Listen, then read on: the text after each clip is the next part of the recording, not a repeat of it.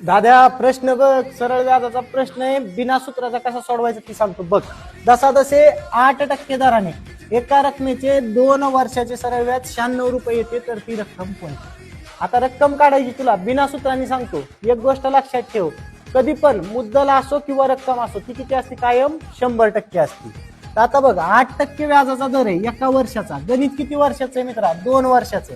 8 गुणिले 2 म्हणजेच व्याज किती भेटणार तुला? 16%. 16%ची किंमत किती दिली?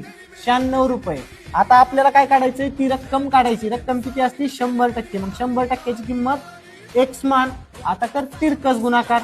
तिरकस गुणाकार कर. 100 गुणिले 96 आणि एक्सचा जोडीदार काय करतो आपण? कायम भागाकारात ठेवतो. आता भाग दे.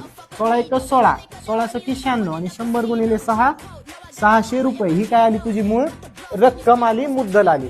आता हे गणित मी सोडवलंय. ह्या गणिताचं उत्तर काय कर? तू सोडवायचं आणि मला कमेंट करायचं.